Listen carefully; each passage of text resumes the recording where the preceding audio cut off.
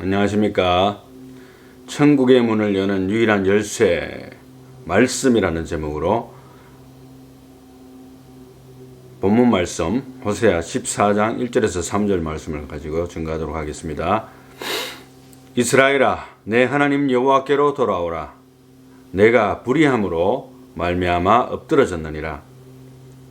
너는 말씀을 가지고 여호와께로 돌아와서 아뢰기를 모든 불의를 제거하시고 선한 바를 받으소서.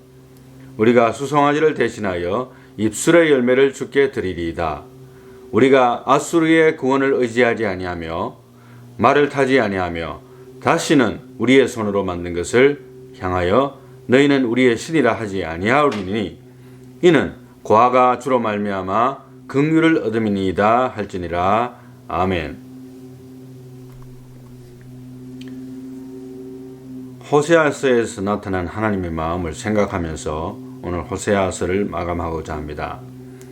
1장 4절에서 5절 지난번에 읽었습니다마는 여호와께서 호세아에게 이르시되 그의 이름을 이스르엘이라 하라. 조금 후에 내가 이스라엘의 피를 예후의 집에 갚으며 이스라엘 족속의 나라를 폐할 것임이니라. 그날에 내가 이스라엘 골짜기에서 이스라엘의 활을 꺾으리라 하시니라. 이것은 예후 왕조에게 임한 하나님의 심판, 곧 이스라엘이 아수르에게 멸망할 장소를 이스라엘 골짜기라고 이야기하고 있습니다. 이것은 또한 예수님의 초림과 재림 시에서의 완성될 구원사역도 의미하고 있습니다. 이스라엘의 다른 말로는 머깃도, 골고다, 아마겟돈 다 같은 말입니다.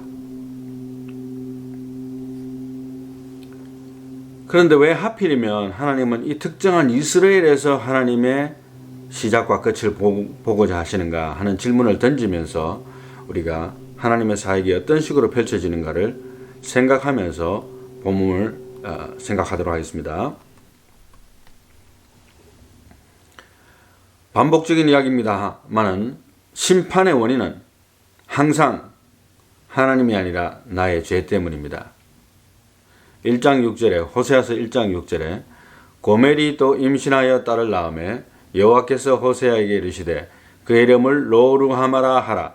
내가 다시는 이스라엘 족속을 긍휼히 여겨서 용서하지 않을 것임이니라. 로루하마죠. 하나님의 긍휼이 없다는 겁니다. 1장 8절에서 9절에 고멜이 로루하마를 젖댄 후에 또 임신하여 아들을 낳음에 여호와께서 이르시되 그의 이름을 로암미라 하라.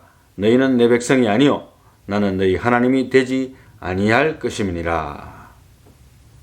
하나님의 선포입니다.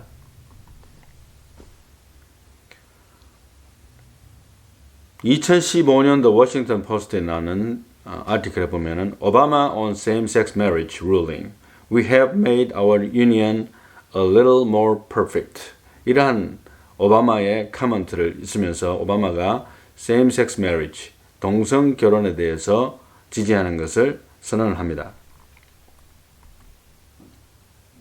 지금 현재 미국의 37개 주, 그러니까 50개 주 중에서 37개 주가 동성 결혼이 합법화가 되어 있습니다.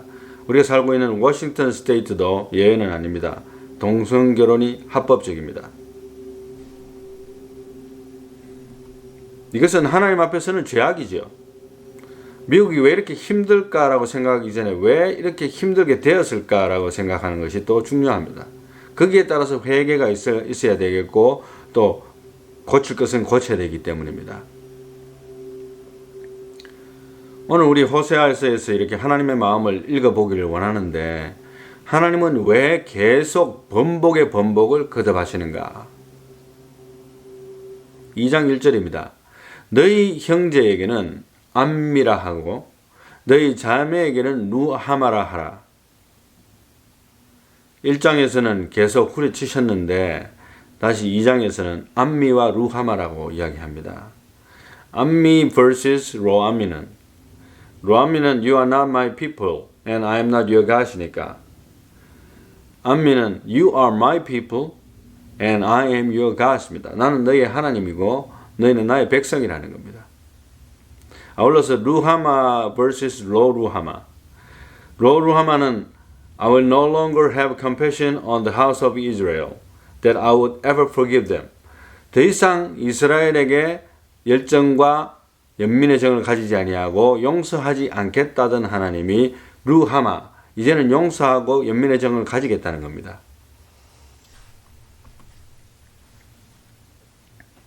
그것도 그럴 것이 2장 7절의 말씀을 보게 되면은 고멜의 의도와 이스라엘 백성들의 영적 의도가 아니고 외도입니다.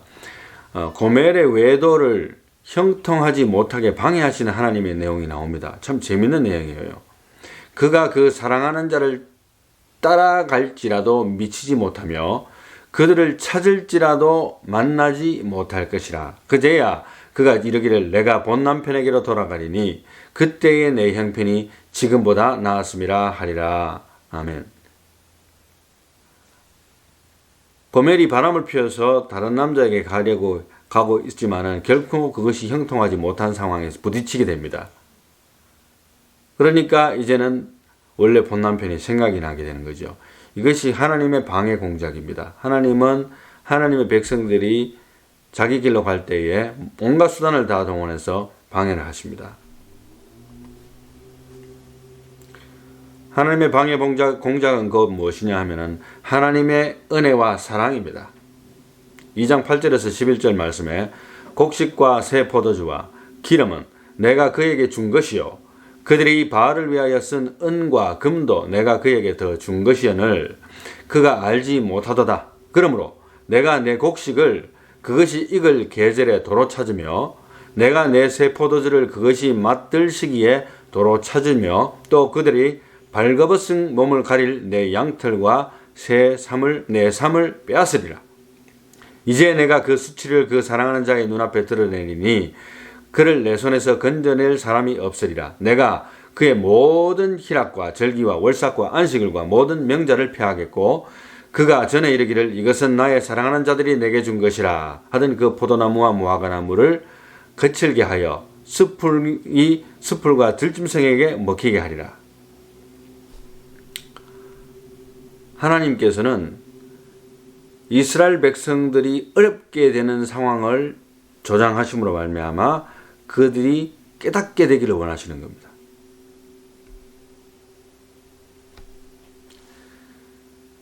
이제 하나님의 마음을 좀 더 우리가 이해하기 위해서는 하나님의 음성이 들리는 장소를 생각해 볼까요?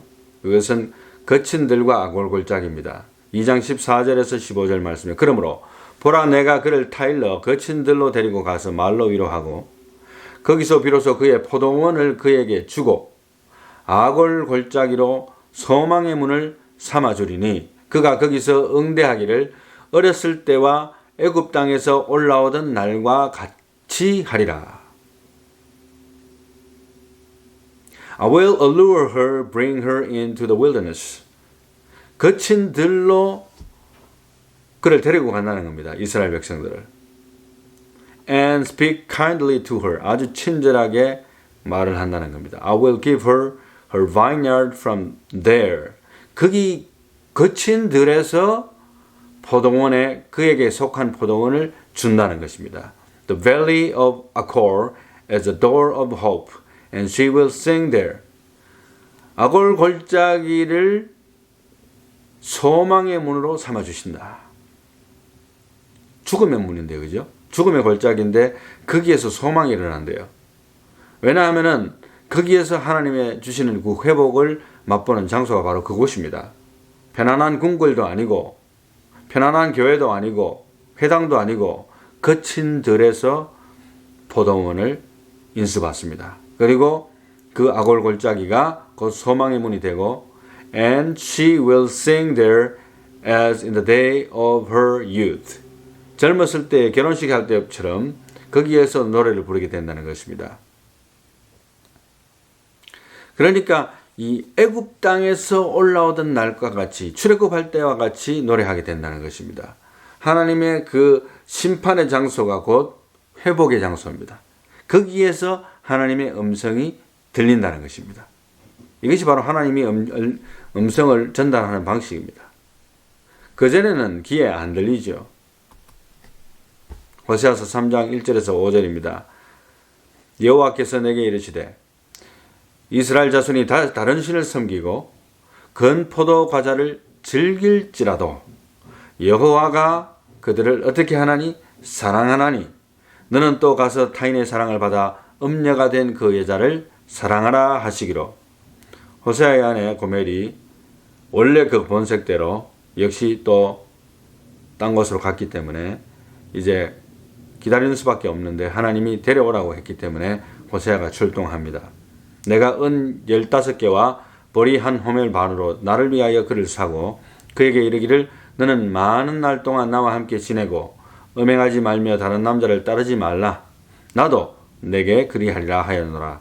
이스라엘 자손들이 많은 날 동안 왕도 없고 지도자도 없고 제사도 없고 주상도 없고 에봇도 없고 드라빔도 없이 지내다가 그 후에 이스라엘 자손이 돌아와서 그들의 하나님 여호와와 그들의 왕 다윗을 찾고 마지막 날에는 여호와를 경외하고 여호와와 그의 은총으로 나아가리라. 이렇게 이야기합니다. In the last days they will come back to the Lord and to His high goodness.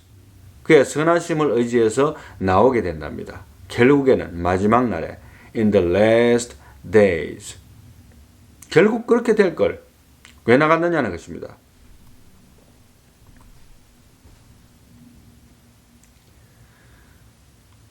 아주 간단한 내용입니다만은 아주 분명한 것이 뭐냐면은 You have stumbled because of your iniquity.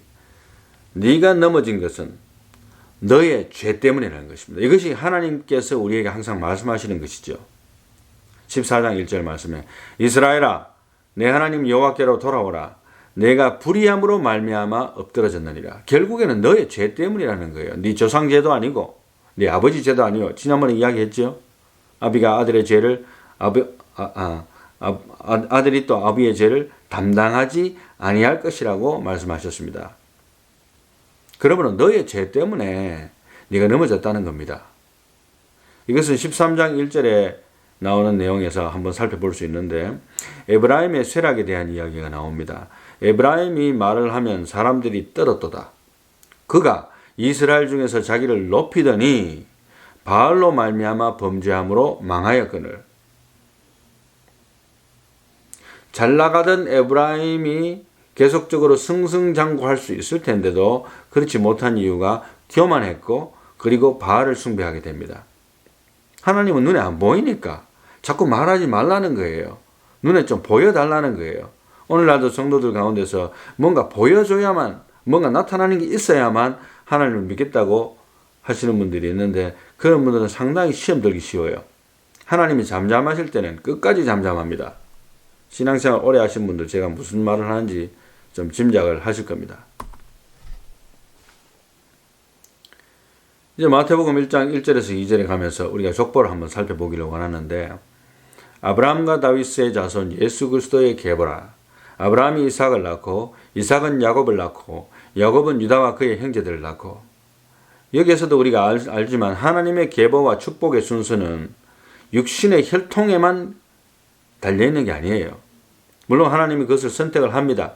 그렇지만은 여기 보면은 아브라함이 이삭을 낳고 이삭은 원래는 에서를 낳고가 돼야 됩니다. 에서가 장자잖아요. 그러나 에서는 장자의 명분을 경홀히 여기고 야곱은 그것을 약삭빠르게 가로챕니다. 약삭빠르게 가로친 대가가 굉장히 엄청난 대가를 지불했습니다만은 그러나 역시 그의 이름은 이삭은 야곱을 낳고 정상적인 그리스도의 계보에 올랐습니다. 그리고 아울러서 야곱은 유다와 그의 형제들을 낳았는데 여기서도 재밌는 것은 야곱은 유다와 그의 형제들을 낳고 있거든요. 그런데 야곱의 12 아들들의 이름을 살펴보신다면 이것은 정상적인 계보가 아닙니다. 야곱의 12아들 중에서 첫째는 루벤, 둘째는 시몬, 레위, 유다, 단, 납달리, 갓, 아셀, 이사갈, 스불론, 요셉, 그리고 12번째는 베냐민. 이렇게 순서가 이렇게 되어 있습니다. 그런데 네 번째인 아들인 유다가 야곱은 유다와 그의 형제들을 낳고 이런 계보에 올랐습니다. 어떻게 이런 일이 벌어질 수 있을까요? 예수 그리스도의 계보를 이야기하면서 유다만 보더라도 유다의 범죄와 탁월함의 극치를 우리가 생각을 해볼 수 있는데 하나님이 아마도 우리는 중심을 보시는 그 하나님을 생각하게 된다면 우리가 어림짐작할 수 있습니다. 분명한 이유가 항상 성경에 나오는 건 아니지만 우리가 성경을 통해서 하나님께서 왜 그렇게 하셨을까 하는 역사적인 배후를 생각해 본다면 첫째로 유다와 그의 며느리 다말의 사건이 있습니다. 마태복음 1장 3절에서 유다는 다말에게서 베레스와 세라를 낳고 베레스는 헤스론을 낳고 헤스론은 람을 낳고 이렇게 기록됩니다. 유다는 그의 며느리 다말에게서 베레스를 낳았는데 그 베레스가 예수 그리스도의 족보에 들어갑니다. 이게 어떻게 된 일일까요?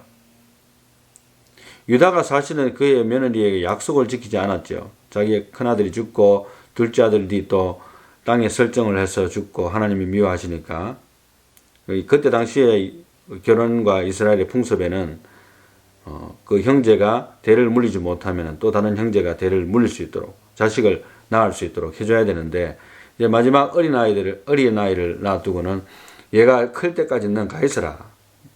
가 있으면은 내가 크면은 연락하겠다 했는데 며느리 다말이 기다려도 대답이 소식이 감감하거든요.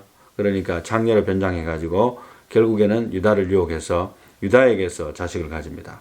하여튼 복잡한 이야기는 다 생략하고 그럼에도 불구하고 하나님은 거기에서 베레스와 세라를 낳은 것에 대해서 베레스는 헤스론을 낳고 헤스론은 람을 낳고 이렇게 연결이 됩니다. 그런데 유다의 그 범죄와 그 며느리를 속이고 거짓말을 치고 사기를 치는 그런 모든 그 범죄 그리고 창녀하고 잠자리를 같이 하고 실제로는 그게 며느리였죠. 그러니까 이 모든 것들이 범죄인데도 불구하고 그가 예수 그리스도의 족보에 오를 수 있었던 탁월함을 한 두 가지 정도 생각한다면은 그의 형제들이 요셉을 해치려고 죽이려고 할 때에 요셉의 생명을 구원하는 데 앞장섰습니다. 아울러서 나중에 요셉이 애굽의 총리가 되었을 때에 모든 형제들이 가가지고 이제 다시 올려고 하는데 막내 베냐민을 담보로 할 때에 자기 몸을 담보로 해가지고 내가 베냐민을 대신에 내가 내 몸을 담보하겠습니다. 이 정도로 자기 몸을 희생하면서까지도 생명을 소중히 여기는 구원자적인 역할을 한 이 점수가 아마 하나님 앞에서 아주 큰 점수로 작용했지 않는가 저는 그렇게 생각을 합니다. 그래서 이제 또 이제 조금 전에 우리 호세아서에서 에브라임에 대해서 이야기를 했습니다만은 요셉의 아들 에브라임은 어디로 갔는가? 요셉은 조금 전에 제가 족보에서 야곱의 11번째 아들입니다. 11번째. 그런데 그렇지만 요셉의 아들 장자로서의 순서는 사실은 므낫세거든요.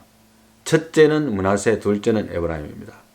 그런데 야곱이 에브라임을 우수로 므낫세 첫째 아들인 므낫세는 좌수로 축복을 했습니다. 그건 순서가 바뀐 것이죠. 그래서 요셉이 그 팔을 얻어맞기려고 했는데 안다, 나도 안다.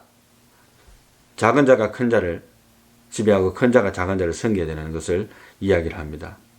그 축복대로 하나님이 그 인생들을 끌고 가시는 것을 볼 수가 있어요. 그만큼 그 부모의 또 축복이 굉장했습니다. 하나님이 주시는 그 축복의 물줄기가 굉장했는데 호세아서 13장 1절에서 3절 우리가 읽었습니다마는 에브라임이 말을 하면 사람들이 떨었도다. 그가 이스라엘 중에서 자기를 높이더니 바알로 말미암아 범죄함으로 망하였거늘 이제도 그들은 더욱 범죄하여 그 은으로 자기를 위하여 우상을 부어 만들되 자기의 정교함을 따라 우상을 만들었으며 그것은 다 은장색이 만든 것이오늘 그들은 그것에 대하여 말하기를 제사 드리는 자는 송아지와 입을 맞춘 것이라 하도다. 이러므로 그들은 아침 구름같이 같으며 시 사라지는 이슬 같으며 타작마탕에 광풍에 날리는 죽정이 같다 했습니다. 이러한 모든 것들이 에브라임에게 나타난 것은 결국 그들의 교만과 우상숭배, 죄악들, 본인의 죄악들, 본인들의 죄악들로 말미암아 쇠퇴하게 되었다. 이렇게 말할 수밖에 없습니다. 자, 이제 호세아서 13장 1절을 생각하면서 이스라엘아 내 하나님 여호와께로 돌아오라. 내가 불의함으로 말미암아 엎드러졌느니라. 조금 전에 했었죠. 그리고 2절 말씀입니다. 너는 말씀을 가지고 여호와께로 돌아와서 아뢰기를 모든 불의를 제거하시고 선한 바를 받으소서. 우리가 수송아지를 대신하여 입술의 열매를 주께 드리리라. 우리가 아수르의 구원을 의지하지 아니하며 말을 타지 아니하며 다시는 우리의 손으로 만든 것을 향하여 너희는 우리의 신이라 하지 아니하오리니 이는 고아가 주로 말미암아 긍휼을 얻음이니라 할지니라. 이래도 돌아서지 않으려는가 하는 그 Don't you see it coming, 하나님의 징벌이 오고 있는데 이제 돌이켜야 된다는 걸 이야기하는 거죠.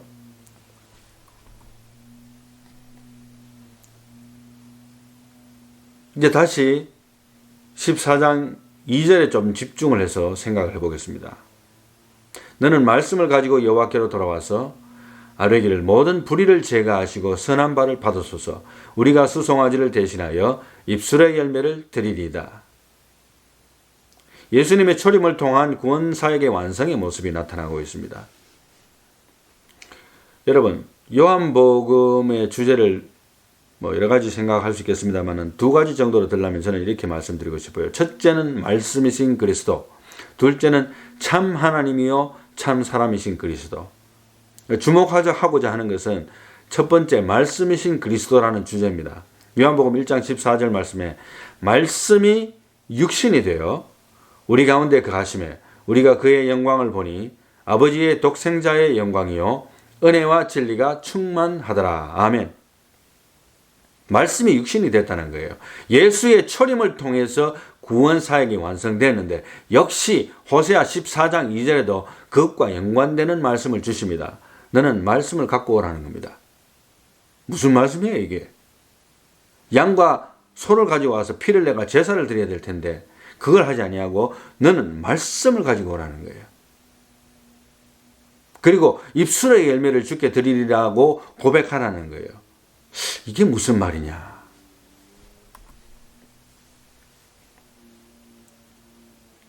결국에는 오늘 설교 제목처럼 천국의 문을 여는 유일한 열쇠는 무엇인가? 그것은 말씀입니다. 어떤 말씀입니까? 하나님의 말씀입니다. 그런데 그 하나님의 말씀의 총체적인 핵심은 무엇입니까? 예수 그리스도입니다. 구약이나 신약이나 똑같은 거예요. 예언되어진 예수가 왔고 초림이죠. 또 예언되어진 예수님이 오신 것을 우리가 믿고 있습니다. 2000년 전에. 그 예언되어진 예수님이 다시 오신다고 하신 재림을 우리가 기다리고 있습니다.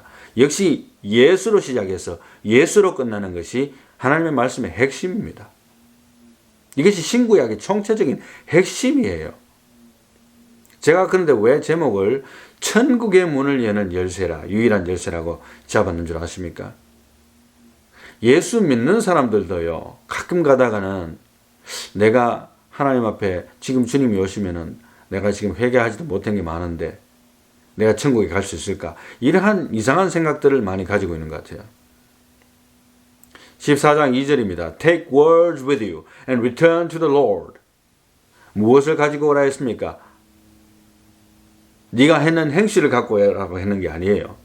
물론 행실에 대한 강조를 하는 구절들이 성경에 많이 있고 그것을 뒷받침해 주는 구절들이 많이 있고 그것이 중요하고 우리의 상급과 관련되고 우리가 천국 가기에 위해서는 하나님께서 주신 은혜에 대한 보답하는 마음으로 살아가야 되는 기본적인 성도의 의무가 있어요. 없는 거 아닙니다. 그러나 하나님이 갖고 오라는 것은 그게 아니고 take words with you. 나의 말을 갖고 오라는 거예요. 성경 말씀을 갖고 오라는 거예요. 예수 그리스도를 갖고 오라는 거예요. 그리고 와서는 뭐라고 해야 되는가 하면은 say to him. 하나님께 이야기하라는 거예요. 뭐라고 이야기해야 되냐? 내가 정답을 내가 미리 이야기해 줄게. 이런 말입니다. 시험 문제를 하나님이 내놔놓고 또 그 시험 문제에 대한 해답도 주시는 거예요. 뭐냐면은 take away all iniquity. 뭐라고 말하는가 하면 나의 모든 iniquity, 죄악들을 갖다가 다 가져가시오. 하나님 당신이 가져가시오. And receive us graciously. 그리고 우리를 아주 친절하게 받아들이라는 겁니다. 자비롭게. That we may present the fruit of our lips.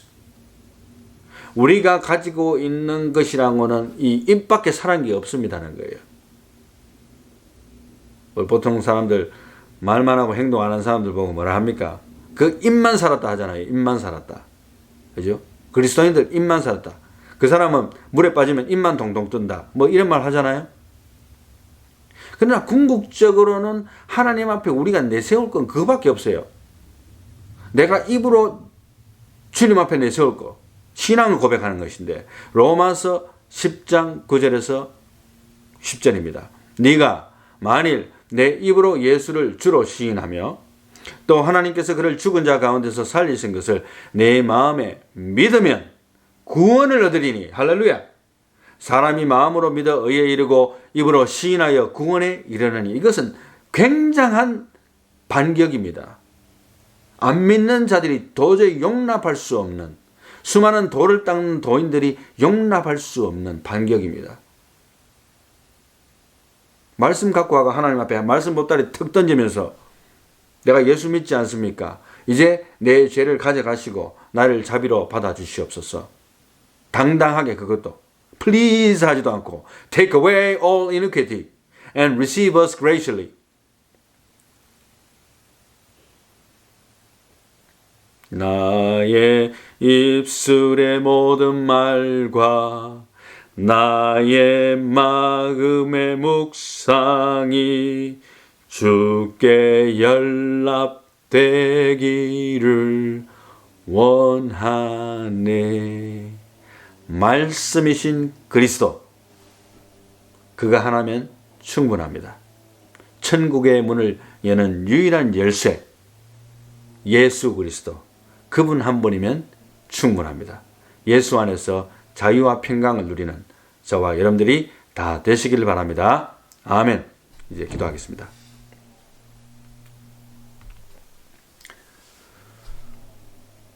하나님 감사합니다. 저희들에게 귀한 말씀 주셨습니다. 말씀을 가지고 하나님 앞에 나아가서 나의 모든 죄와 불의를 다 가져가시고 나를 자비롭게 친절하게 받아달라고 당당하게 이야기할 수 있는 것은 말씀이신 예수 그리스도를 믿음으로 말미암아서밖에 없다는 사실을 다시 한 번 더 확인했습니다. 얼마나 놀라운 은혜입니까?